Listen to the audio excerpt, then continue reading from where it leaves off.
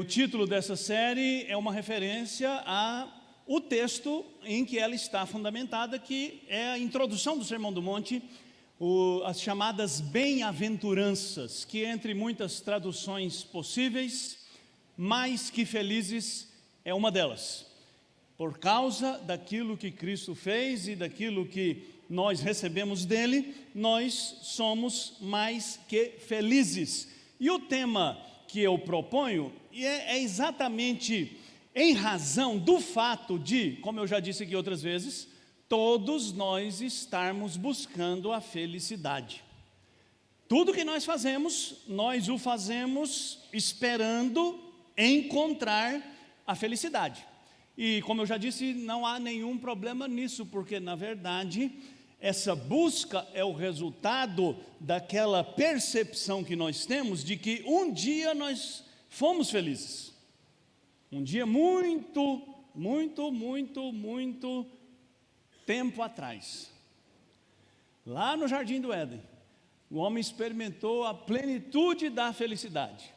Mas o pecado entrou na história, o homem caiu, o homem foi expulso daquele paraíso, e desde então o homem tenta de novo encontrar aquela felicidade perdida. A nossa proposta então é responder a umas perguntas assim bem importantes e em alguma medida inquietantes. Você é feliz? Você entende o que é realmente ser feliz? Você está buscando a felicidade onde ela realmente pode ser encontrada? Ou você já desistiu dessa busca? Eu disse semana passada que nós buscamos a felicidade não porque nós fomos criados para ela, mas porque ela fez parte da nossa origem, e viver sem ela traz uma profunda inquietação para a nossa alma, e nós tentamos preencher essa felicidade perdida com aquilo que nós pensamos nos trará felicidade. Eu tenho usado aqui, já nessas 2 semanas, os pensamentos de Blaise Pascal. Para quem não esteve nas outras mensagens, Pascal foi um matemático. Todo mundo conhece Pascal mais pela matemática, né? Os adolescentes e jovens gostam muito de Pascal e de todos os teoremas que ele desenvolveu. Mas Pascal também foi um filósofo, foi um teólogo, e teve uma produção intensa, e morreu na ditosa idade de 38 anos. Então, cristão, que confiava em Cristo, que cria na graça e nas doutrinas da graça, ele escreveu muito sobre a felicidade. E um dos artigos que ele escreveu, o artigo 23, que se chama A Miséria do Homem, ele disse assim: não tendo os homens podido curar a morte, a miséria, a ignorância, acharam de bom aviso, para se tornarem felizes, não pensar nisso. E é curioso, né, que Pascal entendia muito bem o gênero humano, né?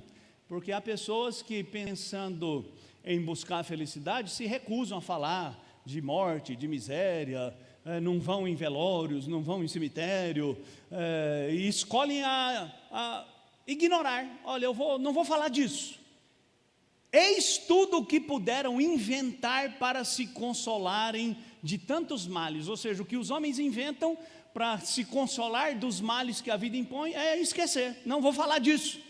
Mas é uma consolação bem miserável, de vez que acaba não por curar o mal, mas por ocultá-lo, simplesmente por pouco tempo, e ocultando, fazer que não se pense em curá-lo de verdade. Ou seja, se você escolhe não pensar nas dores que a vida impõe, e não pensando nelas espera encontrar felicidade, ele está dizendo que essa é uma consolação miserável, porque você pode ocultar as dores pouquíssimo tempo, elas vão bater na sua porta. E o pior, você deixa de buscar a verdadeira cura. Então nós estamos falando aqui sobre essa cura que é a felicidade. E por isso nós estamos tentando redefinir a felicidade à luz do que Jesus disse nas bem-aventuranças. Semana passada nós lemos o texto em que Jesus diz: bem-aventurados são os pobres de espírito, porque deles é o reino dos céus. Ou seja, Jesus Cristo disse que você não pode encontrar a felicidade, você não constrói a felicidade, você a recebe como uma dádiva, como uma bênção, quando você reconhece a sua carência. É exatamente este o tema com que Jesus começa o Sermão do Monte. Jesus não vai fazer um tratado sobre os caminhos que você deve seguir para encontrar a felicidade. Não, Jesus começa já destruindo todas as pretensões humanas de encontrar ou de construir a felicidade. Ele diz: felizes, mais do que felizes, são os pobres, os miseráveis de espírito, porque deles é o reino dos céus. Somente quem reconhece a sua condição de miséria espiritual pode ser introduzido na verdadeira riqueza, que é pertencer ao reino dos céus, ao reino de Deus. Ou seja, Jesus de pronto já diz: olha, você não vai encontrar felicidade porque você é uma pessoa virtuosa, porque você é uma pessoa digna, porque você é um bom pai, porque você é um bom filho, porque você é um bom marido, uma boa esposa, ou porque você é uma pessoa religiosa e dedicada em cumprir os seus deveres religiosos, porque todas essas coisas são apenas uma sombra e são apenas meios e não fins, porque o verdadeiro fim, onde a felicidade se encontra, é na presença de Deus.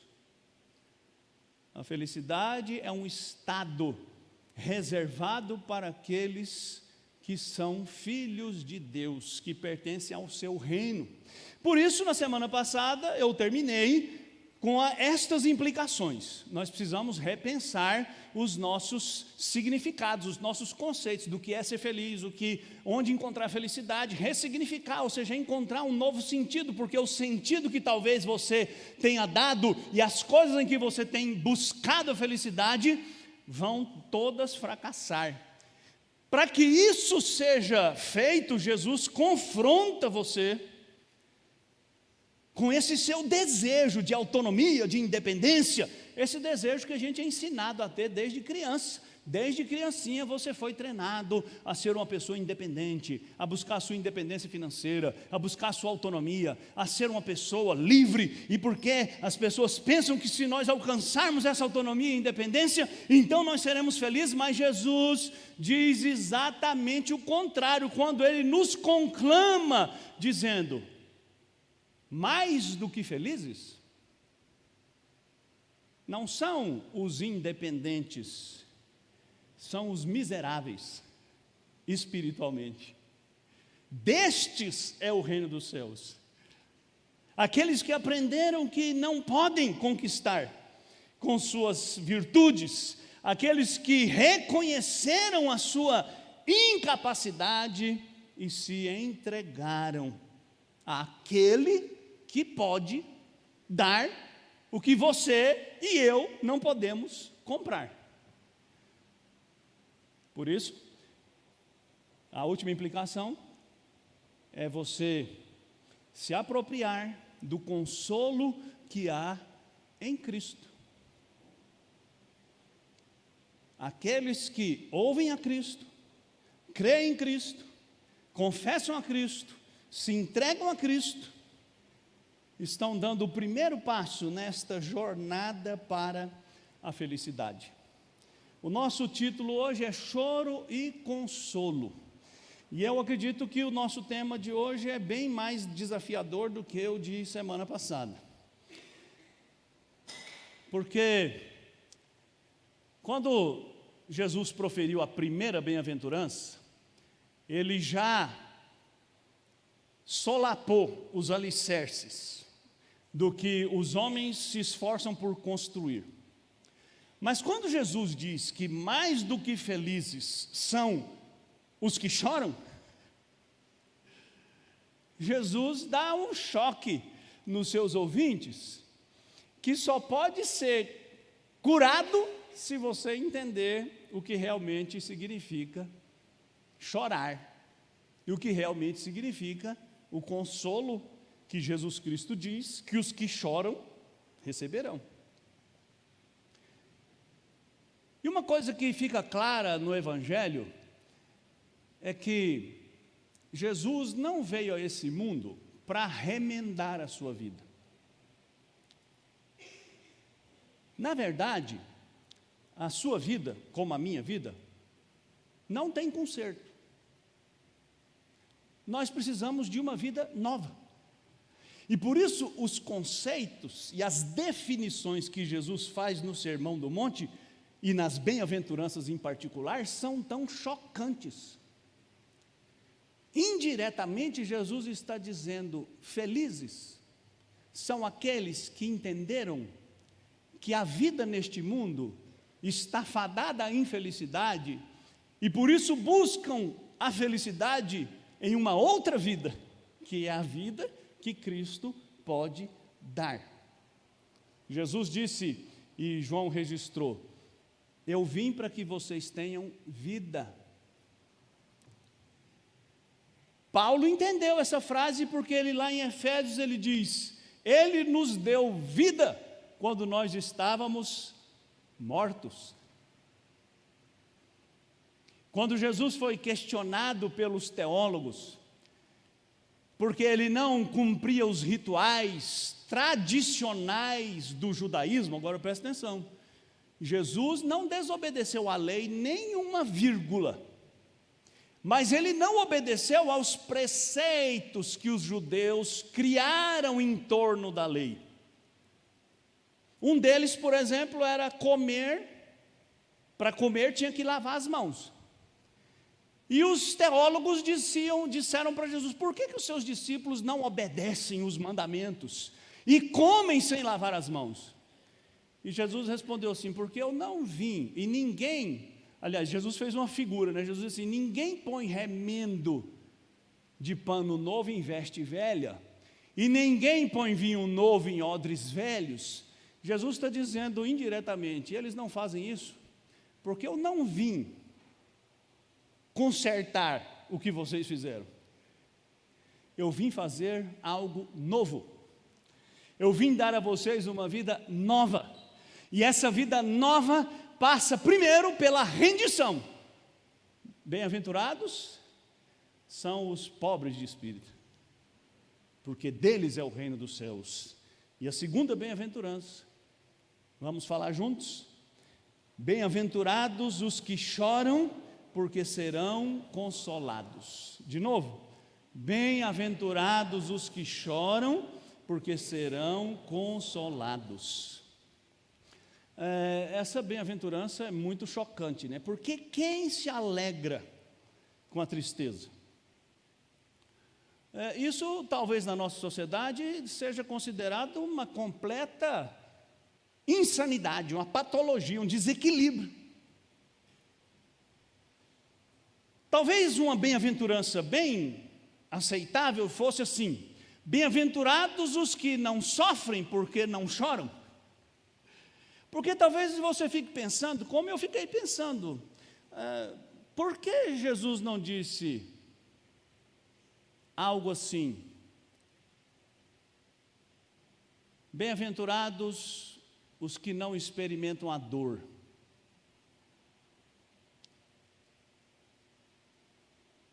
Por que Jesus diz que a verdadeira felicidade é reservada para quem chora?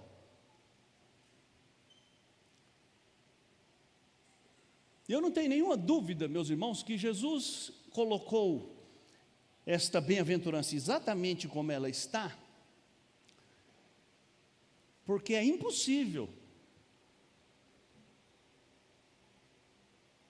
viver neste presente estado da existência e ter uma comunhão com Deus, que é a fonte da verdadeira felicidade, sem antes passar pelo choro. E é disso que eu vou falar hoje. nós precisamos lembrar que as bem-aventuranças não foram ditas e nem escritas aleatoriamente. Nós precisamos entender que esse discurso de Jesus tem uma ordem, não só lógica, mas espiritual. As bem-aventuranças não foram assim uma conversa que Jesus estava tendo e de repente no meio do caminho falou, bem-aventurado também é esse aqui. Aí falando de outro assunto, Jesus lembrou, bem-aventurado também é aquele ali. Não, há uma sequência e Jesus está dizendo que essa bem-aventurança, bem-aventurados os que choram, é uma decorrência da primeira. Quando e se você tomou e toma consciência da miséria em que se encontra longe de Deus, é inevitável que você chore.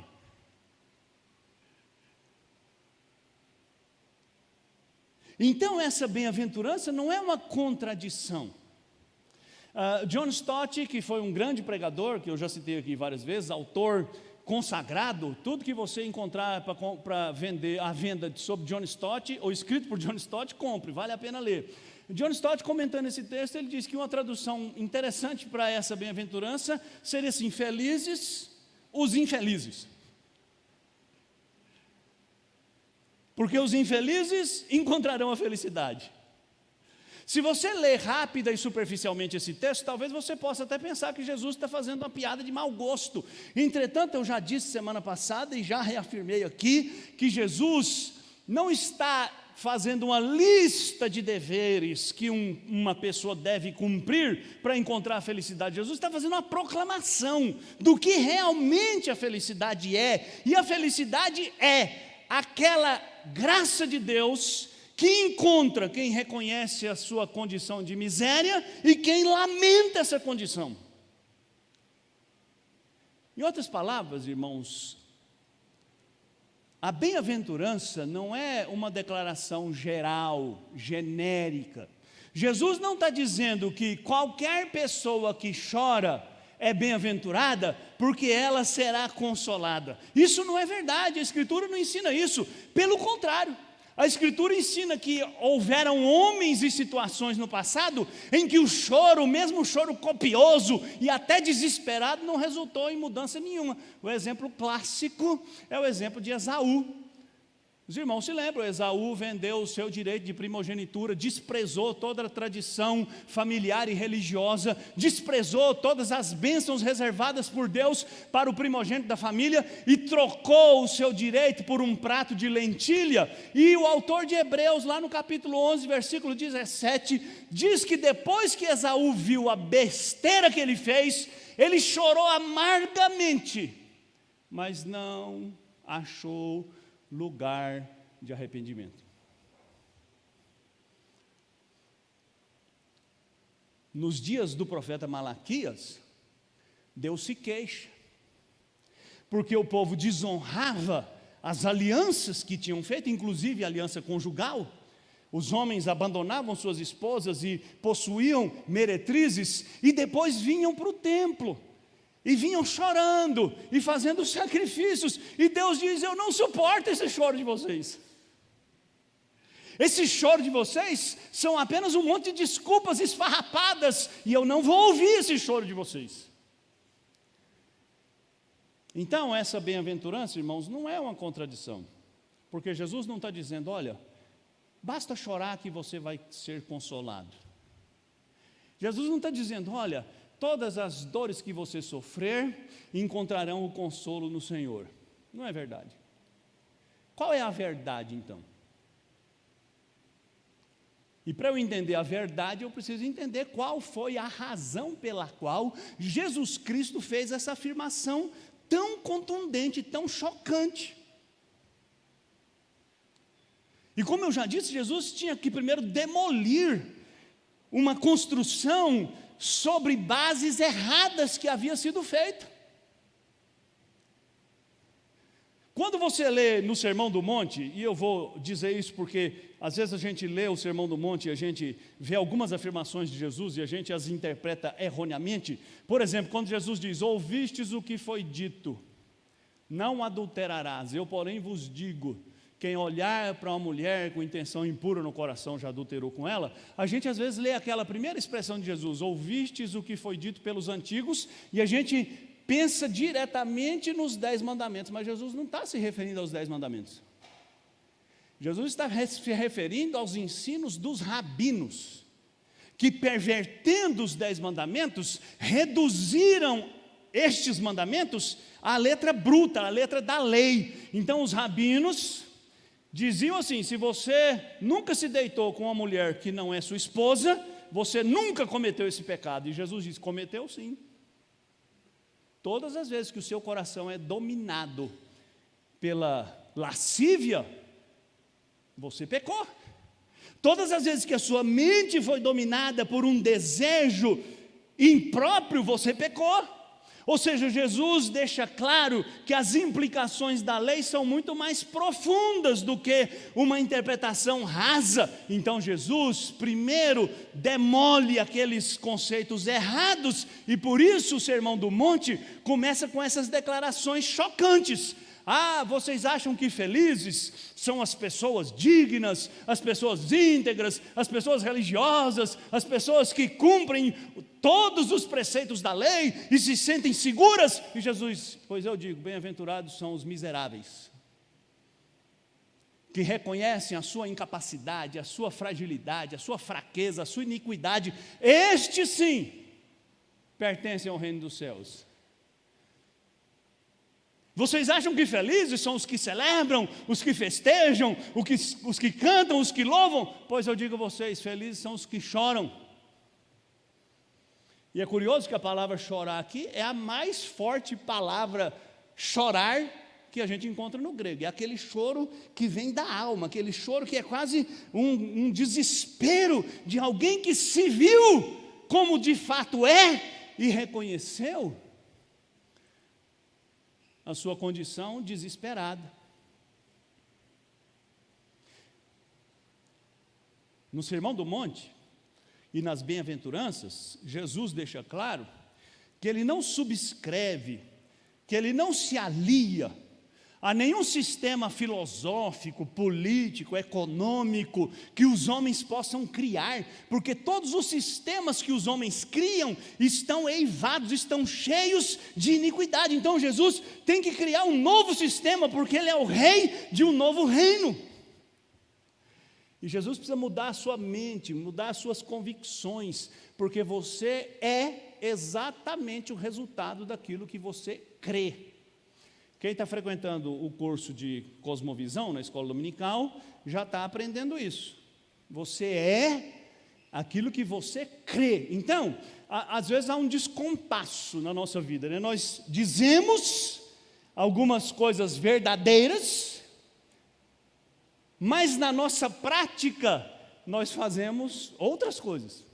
Isso significa que a sua palavra proferida é um discurso vazio. Porque o que revela o que você de fato crê, não é o que você diz, é o que você faz. Então, um exemplo clássico, né, para eu não ficar tomando muito seu tempo nisso. Se você perguntar para qualquer crente, a oração é importante? Qual vai ser a resposta? É claro, não dá para viver sem orar. Aí você pergunta, a segunda pergunta chata: quanto tempo você ora por dia? Ou seja, a convicção proferida parece fé, mas não é fé, é só um discurso. Porque a fé se transforma em ação. A fé cristã não é um conjunto de valores que você subscreve. A fé cristã é uma vida que você vive. Então Jesus veio construir um reino, do qual ele é o rei, e do qual os que creem nele são súditos, e aqueles que são seus súditos não procuram engenhosos meios de encontrar a felicidade, porque sabem que ela só existe sob os cuidados do rei. Por isso, naquele mesmo texto que eu citei do Pascal, ele continua dizendo: assim, por um estranho desequilíbrio da natureza do homem, resulta que o desgosto, que é o seu mal mais sensível, seja até certo ponto o seu maior bem. Para aqui, presta atenção aqui em mim, não lê lá não. Desgosto aqui é uma palavra que Pascal está usando no sentido de sofrimento, de dores, de angústias. Lembra, ele falou no parágrafo anterior que os homens não falam das suas dores e angústias pensando que não falar vai produzir a felicidade. Mas ele diz que esse não falar produz uma felicidade miserável, porque a dor e a angústia vai bater de novo na porta. Agora ele está dizendo o seguinte, que é esse desequilíbrio, que o desgosto, que é o mal que a gente mais sente, seja até certo ponto o seu maior bem, porque o desgosto pode contribuir mais do que todas as coisas para fazê-lo procurar a sua verdadeira cura. Ou seja, você só vai atrás do médico quando você descobre que está doente, não é? Por isso é que homem não vai em médico, para não descobrir que está doente, não é? Então, ele está dizendo assim, a dor que você tenta não sentir, porque ela é o que mais machuca, é também o maior bem, porque é ela que vai levar você a buscar a cura. E que o divertimento aqui é o lazer, é o prazer, que ele encara como o seu maior bem, é na realidade o seu maior mal, porque impede, mais que todas as coisas, que ele procure o remédio para os seus males. Ou seja, Pascal está dizendo assim, seus sofrimentos, que você tenta evitar de qualquer forma, porque são ruins, podem ser o seu maior bem, porque eles vão te levar para a verdadeira cura. Mas você decidiu trocar o sofrimento pelo divertimento. Então, se você está com um problema conjugal, você faz uma viagem para um lugar paradisíaco, assim, vai para Paris, passeia de mão dada, pensando que o lazer, que o divertimento vai acabar com o sofrimento.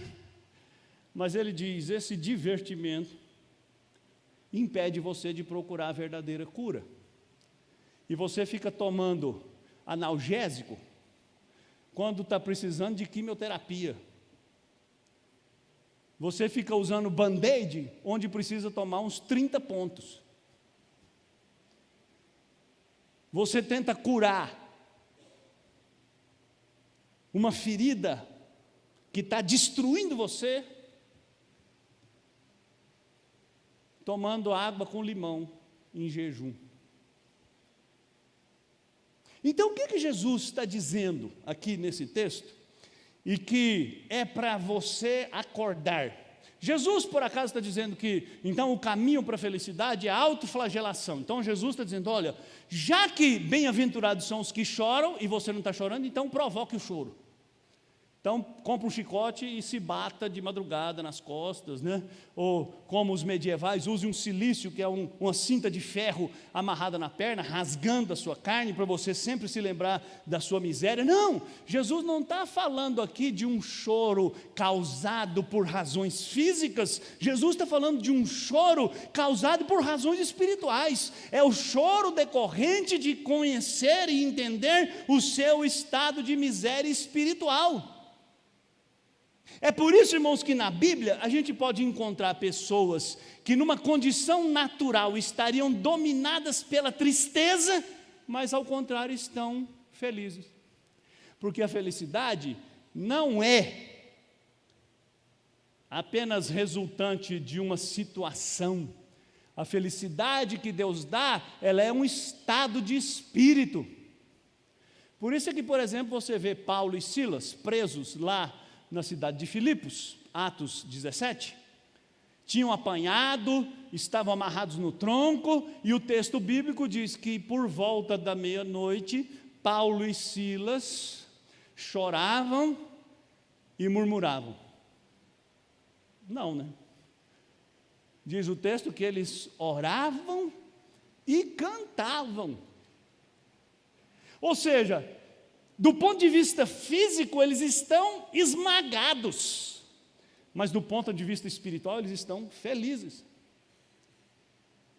Por isso, Lucas, quando registrou o Sermão do Monte, ele registrou uma versão das palavras de Jesus muito mais contundente. Se você ler lá capítulo 6, versículo 25 de Lucas, está escrito assim: ai de vós, Jesus dizendo, ai de vós, os que estáis agora fartos, porque vireis a ter fome. Ai de vós, os que agora rides, porque haveis de lamentar e chorar. Mas Jesus não está falando de dor física, Jesus está falando de dor na alma. Jesus não está falando de melancolia ou de euforia. Jesus não está dizendo que o verdadeiro discípulo dele é aquela pessoa taciturna, com o semblante caído, que fala sempre pausadamente, melancolicamente. Essa palavra de Jesus, irmãos, é uma confrontação dessa falsa piedade, muito comum nos seus dias. Quando Jesus falou sobre jejum, Jesus disse assim: quando você jejuar, não faça como os hipócritas, porque quando os hipócritas jejuam, o que eles fazem? Eles vestem uma roupa velha rasgada, eles passam uma maquiagem assim no olho, para o olho ficar fundo, e andam na rua parecendo zumbis. E aí quando alguém pergunta: nossa, por que você está tão descaído? Os hipócritas dizem: porque eu estou jejuando, eu estou investindo na minha vida espiritual. Jesus diz: isso é um hipócrita. Jesus diz: quando você jejuar, toma um banho, faz uma maquiagem, passa um rímel, um blush, põe uma sobrancelha não, um cílios postiço, passa um batom, porque quem precisa saber que você jejua é Deus, não são as pessoas, porque você jejua por causa da sua condição espiritual e não por causa da opinião que os outros têm a respeito de você. Então, quando Jesus disse que nós precisamos entender que o choro aqui não é uma encenação, mas é o fruto de algo que aconteceu mesmo no nosso coração, aí sim é que a gente começa a entender e trilhar o caminho da felicidade. Mas a gente vive tempos estranhos, né? Porque eu não sou muito velho, mas eu sou do tempo. Quer dizer, quando a gente fala assim, eu sou do tempo, é porque a gente já é muito velho. Mas eu sou do tempo em que os crentes eram assim, muito sérios. Né? Eu achei até curioso, né? Porque Martin Lloyd Jones, que é talvez o maior pregador do século XX, pregando nesse texto, ele faz uma observação muito interessante, com a qual eu tenho minhas dúvidas, né? Não vou dizer que ele está errado, porque ele é muito melhor do que eu, mas vou dizer que eu fiquei com dúvida. Ele diz assim: Jesus nunca riu. Eu sinceramente não sei se ele está certo, mas eu sei que houve uma época em que os crentes pensavam que precisavam ser assim, bem sóbrios. Mas aí o tempo mudou e agora a gente acha que o crente tem que ser idiota. Porque aí criou-se essa ideia de que o crente tem que ser uma pessoa alegre, feliz. O culto tem que parecer uma balada. O louvor tem que ser animado, pulando e levantando os braços e dançando. Porque o crente é feliz, o crente extravasa, o crente derrama. Sabe, irmãos, as duas coisas são equívocos lamentáveis. Porque qualquer atitude que seja a vida taciturna, sombria, ou a alegria esfuziante, eufórica, se não provém do coração, não passa de mentira. teatro. Então eu acredito que há momentos na vida cristã que cabe um espírito bem solene, e há momentos na vida cristã que cabe um espírito bem festivo, desde que ambos sejam causados por convicções do coração, e não por causa do ambiente, ou por causa da opinião pública, ou por causa de quem quer que seja, ou do que quer que seja, senão pelo Senhor. Jesus certamente não está falando de resignação. Então Jesus está dizendo, talvez Jesus estivesse dizendo assim, olha, não adianta lutar, você vai sofrer mesmo, então aguente o tranco, e aí você vai ser feliz, você vai ser consolado. Não, não é isso que Jesus está falando. É verdade que não existe possibilidade da vida nesse mundo sem sofrimento, né? Mais cedo ou mais tarde o sofrimento vai bater na sua porta de um jeito ou de outro.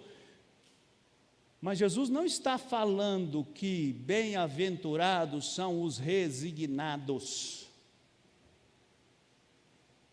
Jesus está dizendo, bem-aventurados são os que choram, os que lamentam, porque estes que choram e lamentam a sua condição espiritual, esses serão consolados. Então a bem-aventurança não é chorar, a bem-aventurança é ser consolado.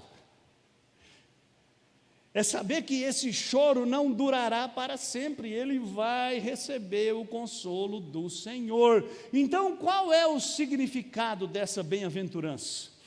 Essa bem-aventurança está me dizendo o seguinte: chorar é ser feliz somente quando o choro é o resultado de uma percepção real que você tem da sua condição espiritual. O choro que recebe a promessa do consolo não é o choro pela perda de alguém querido, pelo diagnóstico de uma doença terrível, pela perda do bem material, pela perda da amizade, ou por qualquer perda no que se refere às coisas desta vida, mas o choro que recebe a promessa do consolo é aquele choro que é produzido por uma convicção de pecado. Então, quando você chora por causa do seu pecado, você pode esperar o consolo do Senhor. Quando você chora por causa do pecado que há neste mundo, você pode esperar o consolo do Senhor. Quando você chora pelo estado decadente em que o mundo se encontra, você pode esperar o consolo do Senhor. Quando você chora pelo fato de Cristo ter morrido por você na cruz do Calvário, você pode esperar o consolo do Senhor. Sabe, é comum hoje a gente ouvir expressões do tipo assim: Jesus morreu na cruz por você, porque você é uma joia rara, porque você tem valor infinito. Irmãos, a verdade é exatamente o contrário. Jesus Cristo morreu na cruz porque nós valemos tão pouco, que foi preciso pagar um preço alto para nos livrar da miséria em que nós nos encontrávamos.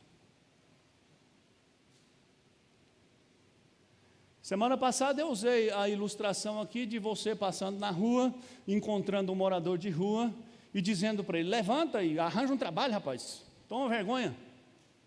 E desafiei você que aquela pessoa não vai fazer isso.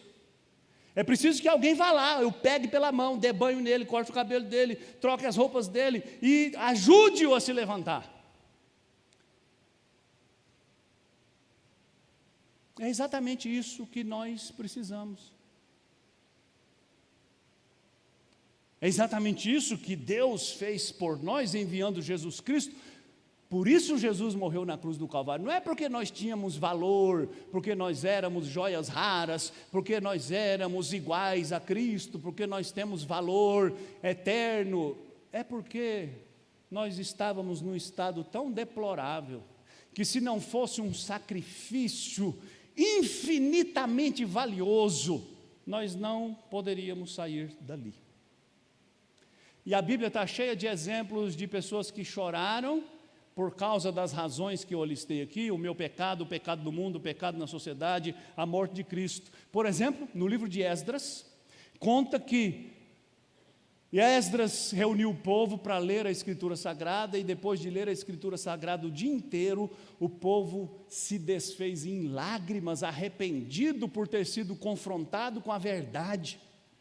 Paulo diz, depois de descrever o que o pecado faz na vida do homem: desventurado homem que sou, quem me livrará do corpo dessa morte? Graças a Deus por Jesus Cristo, é Ele que nos livra.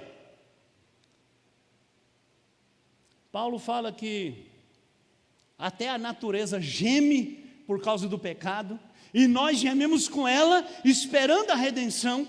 Então, Jesus está dizendo que há lágrimas que podem produzir a verdadeira felicidade. E quais são elas? São aquelas causadas pela consciência que você toma da sua condição espiritual, dos seus pecados e da graça de Deus. Pastor, mas eu já fui salvo, eu já fui lavado no sangue do Cordeiro. Mas você lembra no dia em que Jesus foi preso? Ele lavou os pés dos discípulos. E Pedro disse: Senhor, não vai me lavar os pés. Jesus Cristo diz assim: se eu não te lavar os pés, você não tem parte comigo. Aí Pedro, que era exagerado, falou: então dá um banho completo. E Jesus diz: não, você não precisa tomar outro banho, você só precisa lavar os pés. E eu acredito que Jesus estava falando dessa purificação diária que nós precisamos da graça de Deus. Você não precisa receber salvação de novo. Você não precisa ser salvo, porque você foi salvo uma vez, você é salvo para sempre, mas você precisa ser limpo diariamente, porque diariamente a nossa mente divaga, os nossos lábios falam o que não devem falar, o nosso coração deseja o que não deve desejar, as nossas mãos fazem o que não podem fazer, e nós muitas vezes deixamos de fazer aquilo que deveríamos fazer. Então, é preciso prestar atenção para os perigos que rondam essa bem-aventurança. E eu cito aqui o Pascal pela última vez, no mesmo texto. Se você quiser encontrar na internet, o artigo 23. E ambos, o desgosto e o divertimento, lembra, ele está falando, olha, o desgosto, que é a dor, e o divertimento, ambos, ele diz, são uma prova admirável da miséria e da corrupção do homem, e ao mesmo tempo da sua grandeza, de vez que o homem se aborrece de tudo e só procura essa multidão de ocupações, porque tem a ideia da felicidade que perdeu e que, não achando em si, é por ele procurada inutilmente nas coisas exteriores, sem poder contentar-se nunca, porque ela não está nem em nós, nem nas criaturas, mas somente em Deus. Olha que interessante, vou tentar traduzir isso aqui no coloquial. O desgosto e o divertimento são a prova da corrupção, mas também a prova da grandeza do ser humano. Porque ao tentar fugir do desgosto e ao buscar o divertimento, nós estamos mostrando que nós fomos criados para a felicidade. Nós fomos criados no estado de felicidade e nós desejamos essa felicidade, mas o desgosto e o divertimento mostram que nós tentamos procurar inutilmente essa felicidade nas coisas, e nós nunca as encontramos, porque a verdadeira felicidade não está nas criaturas, nas pessoas, não está em nós, mas está somente em Deus. Então não adianta você negar a sua condição de pecado. Sabe, nós vivemos numa sociedade que nega qualquer tipo de dor. Então hoje, se você chega em qualquer lugar para procurar um tratamento, você não vai ter dificuldade de encontrar receita para todo tipo de dor, né? Por exemplo, eu não sou psiquiatra nem psicólogo, mas eu sei que muitas vezes as pessoas estão buscando um alívio nas drogas, que as drogas não podem dar, porque o problema está na alma, não está no cérebro, não está nos músculos, não está no coração.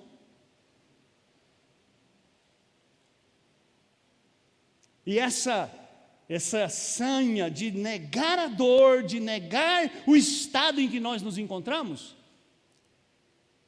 faz duas coisas: ou nós buscamos o subterfúgio das drogas, lícitas e ilícitas, as drogas que você compra na farmácia e as drogas que você compra no boteco, ou as drogas que você compra na boca. E as pessoas se entorpecem pelas drogas. Ou você procura o caminho do prazer, de trocar a dor por uma sensação, ainda que seja diminuta, ainda que seja curta, de felicidade. Por exemplo, se o seu coração está muito angustiado, vamos no shopping, vamos comer um negócio lá diferente. Não vamos fazer uma viagem? Eu estou precisando de férias. Claro, gente, todo mundo precisa de férias, tá? Então, os exemplos não são para ser levados ao pé da letra. Mas é que às vezes a gente busca nas coisas a resposta daquilo que não está nas coisas, mas está em resolver o que está no nosso coração. E que nós precisamos resolver. Ou então nós aplicamos na nossa vida aquela panaceia dos nossos dias, que é a panaceia chamada lazer, prazer. Para quem não sabe, panaceia é a filha do deus Esculápio, irmã da Ígia. Então Esculápio tinha duas filhas, a panaceia e a Ígia. A Ígia é a saúde, a panaceia é a cura de qualquer doença. E essa palavra entrou no nosso dicionário como significando um remédio mágico. Então, existe hoje na cultura moderna um remédio mágico que as pessoas acham vão resolver todos os seus problemas, e esse remédio se chama lazer. E eu já citei aqui algumas aplicações dele. Um passeio no shopping, uma tarde de compras, uma volta na praia, um carro novo, umas férias paradisíacas em algum lugar extraordinário, e a gente vai se entorpecendo dessa panaceia. Mas essa panaceia não cura, porque a panaceia é aplicada por causa da frivolidade com que nós tratamos a nossa vida. Então eu fico pensando aqui, por que nós somos pecadores, mas nem sempre choramos como deveríamos chorar? E eu fiz uma lista de hipóteses aqui. Por exemplo, a superficialidade com que a gente trata a nossa vida espiritual. A gente acha que está tudo bem quando está tudo errado. A imaturidade. A gente se contenta com muito pouco, somos mais ou menos como aquela criança que o pai se mata para comprar um presente caro, mas ele só queria brincar com um toquinho que estava lá debaixo do sofá.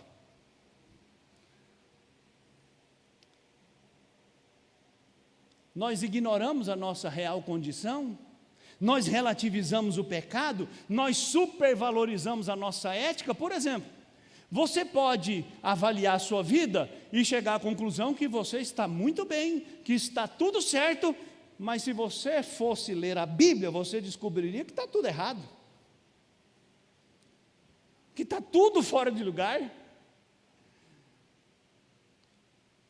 Mas nós nos consideramos senhores do saber, que são capazes de decidir livremente, autonomamente, independentemente, o que é bom para nós, o que é certo, o que é errado. E nesses dias de ética relativa, nesses dias em que as verdades são negadas, e a gente ouve todo dia, você tem uma verdade, eu tenho a minha, isso é bom para você, mas não é bom para mim. A gente enganosamente traz isso para a nossa vida espiritual de maneira frívola, e por isso nós nos enganamos.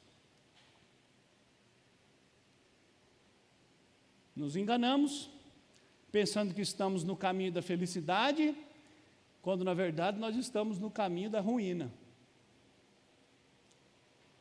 Porque até agora nós vimos que mais do que felizes são os pobres de espírito. E agora nós vimos que mais do que felizes são os que choram. Os que choram porque sabem sua real condição espiritual. Os que choram porque não se enganam, porque não se iludem, porque não se entorpecem, porque não fogem, porque não negam. Então, diante disso tudo, quais são as implicações e aplicações que eu posso fazer para a gente ir embora e dormir nessa noite, ou não dormir nessa noite pensando em tudo isso?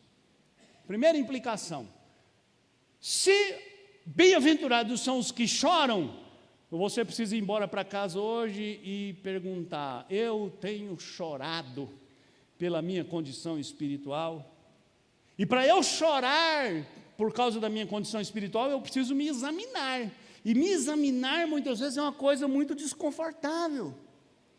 Porque quando a gente se examina de verdade, a gente corre o risco de descobrir coisas que a gente não queria descobrir. Mas sem essa análise que é ensinada na Escritura, muitas vezes, nós vamos continuar enganados, ou tentando enganar nós mesmos. Mais ou menos como o homem, semelhante a mim, que não vai no médico para descobrir que está doente. O problema é que quando descobre que está doente, muitas vezes, não existe mais tratamento. E às vezes o pecado é assim, irmãos. Se você não se examina, você vai cada vez mais fundo. Um abismo chama outro abismo ao fragor das suas catadupas. Você não sabe nada do que é isso, né? O que é o fragor das catadupas? Você já foi tomar banho de cachoeira? Já, cachoeira grande, não é essas cachoeirinhas que o povo tira foto deitado para parecer que é grande. Cachoeira. Se você foi tomar banho na cachoeira, quando você chegou debaixo da cachoeira, é impossível conversar debaixo de uma cachoeira. Barulho. Barulho, barulho. O barulho de uma cachoeira é o fragor das catadupas. Então, o que o salmista está dizendo é que, se você está num buraco e você não reconhece que está nesse buraco, você vai cada vez para um buraco mais fundo e vai chegar uma hora que aquele barulho vai tomar você de maneira absoluta. Só quem se examina encontra o consolo real.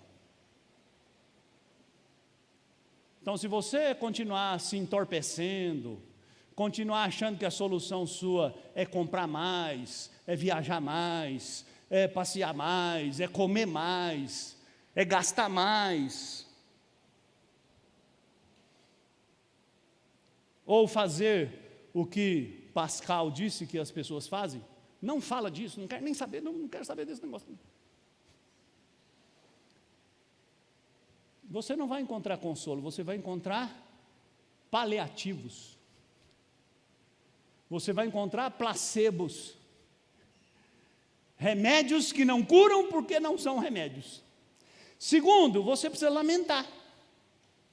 Sabe, irmãos, a gente vive numa época de absoluta indiferença ao pecado. Em outras palavras, a maioria das pessoas que se declaram cristãs hoje pecam sem nenhum peso na consciência e sem nenhuma vergonha. Mas, ao descobrir o estado espiritual em que eu me encontro, eu preciso lamentá-lo, eu preciso deixar que a minha alma seja tomada por uma tristeza profunda, por aquela angústia semelhante a que Paulo sentiu: desventurado homem que sou, eu sou um miserável. E eu não posso me livrar, eu preciso ser livrado. Eu preciso de um livramento, eu preciso de um Salvador. É por isso que não existe salvação sem antes haver convicção de pecado. Porque quem se sente saudável e seguro vai precisar de um Salvador. Enquanto você não descobre que está perdido, você não vai procurar orientação. Você vai continuar indo pelo caminho errado e vai se perder cada vez mais. Então, essa indiferença precisa ser combatida na sua alma. Então, como é que eu combato a indiferença? Você para de se comparar com os outros. E geralmente nós somos espertos, porque a gente sempre se compara com quem é pior do que a gente. Se escolhe alguém pior do que você e fala assim, olha, eu não sou perfeito, mas fulano, olha, eu estou 100 quilômetros de distância. Não, compare-se com o único com quem nós devemos nos comparar. O varão perfeito, que é Jesus Cristo.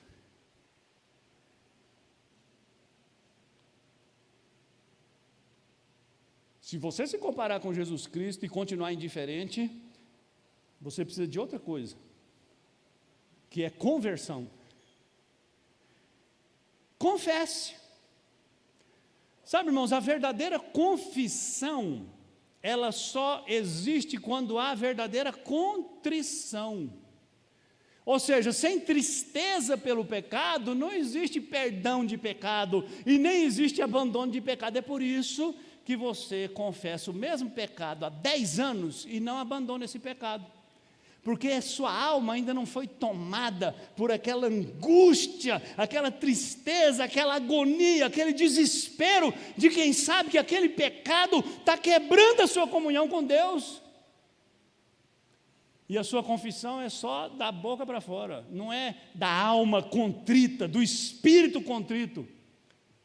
Coração compungido e contrito, não o desprezarás, ó Deus.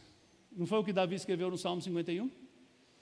E lembra, Davi adulterou com Batseba, mandou matar o marido de Batseba, o menino nasceu, o tempo passou, e você acha que Davi deixou de louvar?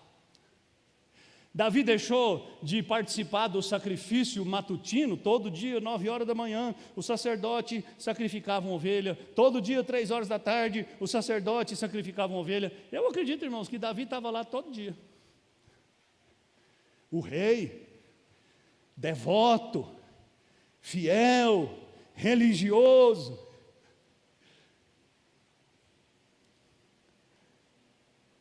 Até o dia que Deus enviou o profeta Natã. E o profeta Natã falou: você é um mentiroso. Você é um homem desprezível, porque Deus te deu tudo. E se você achasse que era pouco, bastava você pedir, que Deus te daria muito mais do que você já tem. Mas você trocou tudo que Deus te deu pela noite com uma mulher. Aí Davi caiu em si. E Davi escreveu o Salmo 51. E Davi entendeu que Deus não queria que ele fosse no tabernáculo fazer o sacrifício da tarde, fazer o sacrifício da manhã, porque Deus não se agrada de holocaustos e sacrifícios, como ele mesmo escreveu, porque se Deus se agradasse de holocaustos e sacrifícios, eu os daria, e eu os daria aos milhares, mas Deus se agrada de um coração compungido e contrito. Esse coração compungido e contrito, Deus não despreza jamais, e é por isso que Jesus diz, 1000 anos depois de Davi, bem-aventurados os que choram. Jesus não diz, bem-aventurados os que vão no templo orar, bem-aventurados os que vão fazer oferta vultosa, bem-aventurados os que têm ministérios, bem-aventurados os que frequentam a igreja, bem-aventurados são os que choram, porque os que choram reconhecem a sua condição de pecado e buscam o perdão que só Deus pode dar. Por isso a última implicação, vai para Jesus. Só nele existe esperança. Porque ele é o rei de um novo reino que promete a vida eterna. E para terminar, eu vou lembrar 2 homens de quem a Bíblia conta a história. Ambos traíram Jesus. Ambos negaram Jesus. Pedro e Judas. Mas olha que coisa interessante, como a história desses homens seguem caminhos opostos. Quando Pedro reconheceu haver traído o mestre, ele correu de volta para ele. É verdade, ele correu escondido, lembra? Ele foi se esgueirar na casa de Caifás, ele ficou na beira da fogueira, e embora ele estivesse buscando a Jesus, quando o confrontaram, ele diz: eu não conheço esse homem de jeito nenhum, não conheço. Diz Lucas que naquela hora em que o galo cantou, Jesus fitou os olhos nele, e diz o texto que Pedro chorou amargamente. Judas traiu e negou Jesus, mas ao invés de correr para Jesus, ele correu para os seus aliciadores. Ele foi lá falar com os sacerdotes que haviam pago para ele trair Jesus. E ele procurou resolver o problema da sua angústia com os seus recursos, e ele achou: a solução não é Jesus, a solução é devolver esse dinheiro vil, esse dinheiro imundo. E ele foi lá, e ele reclamou, e os homens disseram: problema seu, você entregou o seu mestre porque você quis. E ele jogou as moedas que se esparramaram no chão.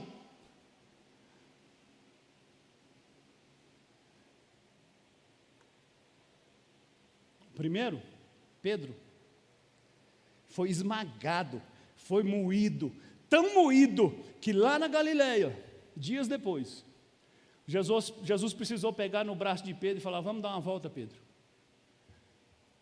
Você me ama, Pedro? Eu te amo, Senhor. Você me ama, Pedro? Eu te amo, Senhor. Você me ama, Pedro? O Senhor sabe que eu te amo, Senhor. Para de me torturar, para de me machucar, eu não aguento mais. Eu te neguei, eu te traí, mas eu estou aqui, tem misericórdia de mim. E Jesus diz: apacenta minhas ovelhas, Pedro.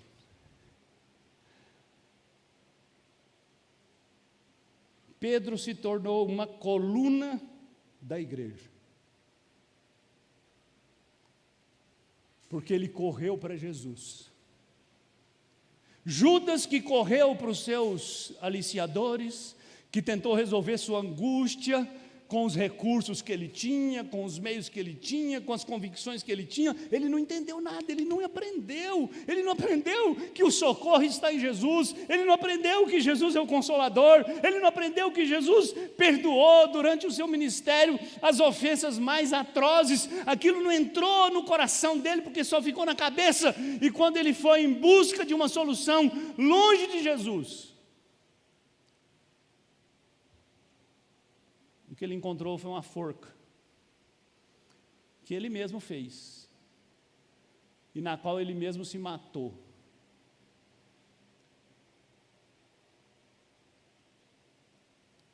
E despencou num despenhadeiro, onde seu corpo se esfacelou.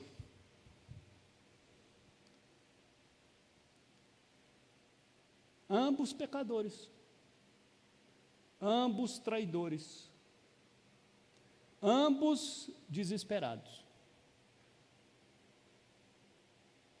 Um correu para os braços daquele que perdoa e consola e restaura. Outro procurou os seus próprios meios e encontrou não só a morte, encontrou o inferno. Você é feliz? Vamos orar?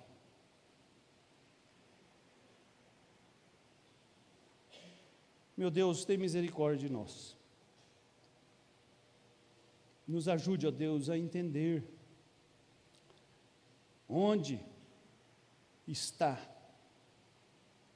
a verdadeira felicidade. E nos perdoa quando corremos como Judas atrás das nossas próprias soluções. E obrigado, porque mesmo quando te negamos e te traímos, o Senhor está pronto a nos perdoar. Tem misericórdia de nós, Senhor, e nos perdoe. eu te peço em nome do seu Filho Jesus Cristo, o nosso Salvador. Amém.